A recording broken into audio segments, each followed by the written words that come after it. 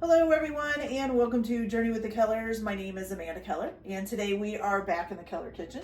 So today we are going to be making something from the Brothers Grimm cookbook. Now, I don't know if you guys have ever read any of the Grimm's fairy tales. I actually read some of them. I don't even know that we got all the way through them, but I did read some of them to my kids when they were a little older, not when they were really young. So the Grimm's fairy tales are kind of, a little bit creepy and a little bit weird, things like that, but that's okay.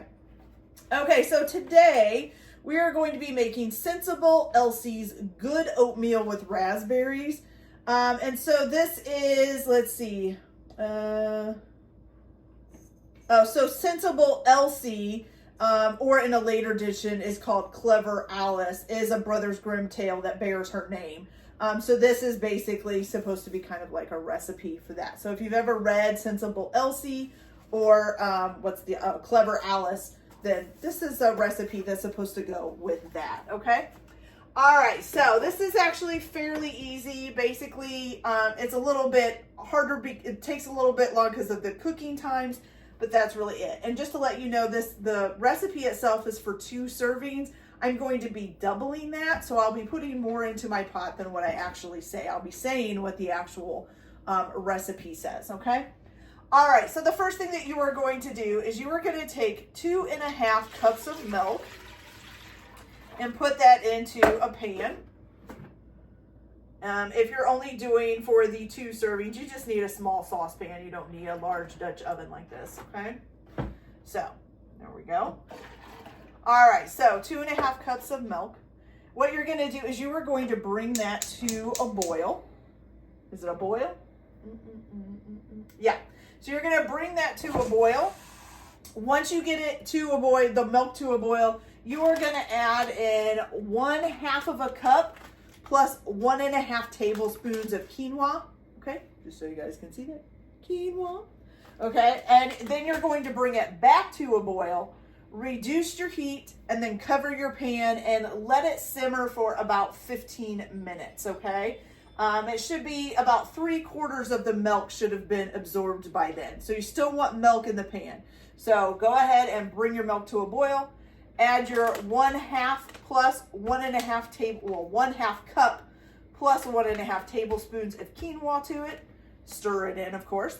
Bring it back to a boil. Turn it down to a simmer, cover it, and let it simmer for about 15 minutes or until about 3/4 of the milk is gone, okay?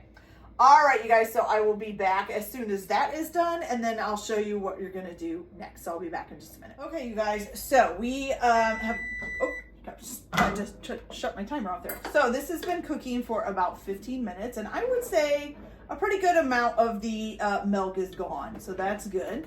I'll give you guys just a look. It just looks like a whole lot of milk right now.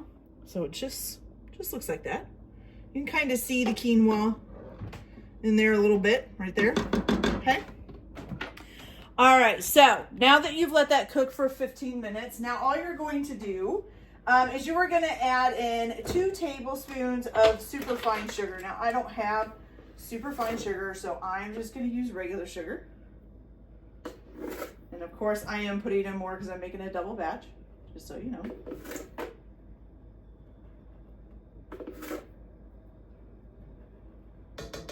Okay. And then you're also going to put in 1/2 teaspoon of ground cinnamon. Okay.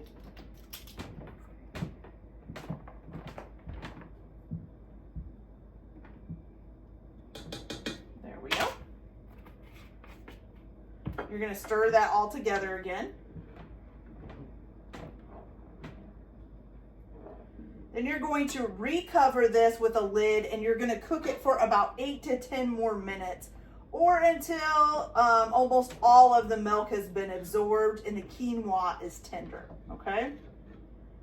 All right, so I'm going to go ahead and cover this up and let it cook for about 8 to 10 more minutes. I'll just keep an eye on it and then I'll be back. So I'll be back. Okay, you guys. So this is finally done. Now it did take a little bit longer than the 15 minutes that it, or the 8 to 10 minutes that it said it was going to, probably because I had a double batch in here. So mine took quite a bit longer than that, but just keep an eye on it until it looks like most of the milk is gone. So I'll give you guys a look at what it looks like here. So here it is, looking pretty good.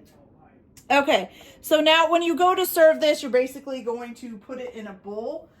You can put some fresh raspberries on top of it.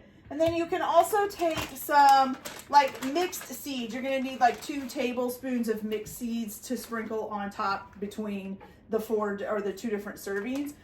So seeds that you could use are like sunflower, linseed, pumpkin, or hemp. I have some sunflower, well this is sunflower, and some pumpkin seeds that they can sprinkle on. I didn't mix them together because a lot of times they don't like them on top of stuff like this. So if they want to put them on, they can. Then of course you can also put some honey on there to add a little bit of sweetness. So, you know, put a little bit of, it says to use about 2 tablespoons of honey, okay? So let me grab a spoon and we're gonna try this here. Okay, so make sure we give it a good stir.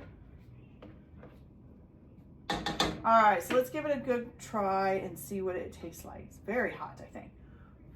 I'm hoping it's a little bit sweet. I'm a little bit worried that the cinnamon didn't get mixed in as well. All right, let's try it. Oh, definitely cinnamon. That's good.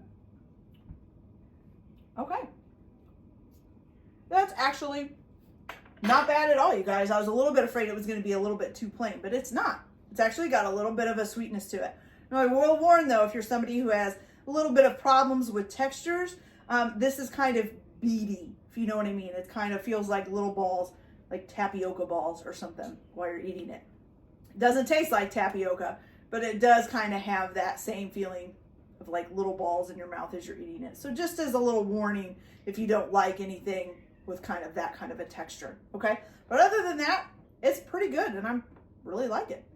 Okay, you guys, so that's it for this video. I hope you liked it. Like and subscribe if you like, or don't if you don't. Everyone have a good day. Enjoy your cooking. Keep your kitchen messy, and we'll see you later. Bye.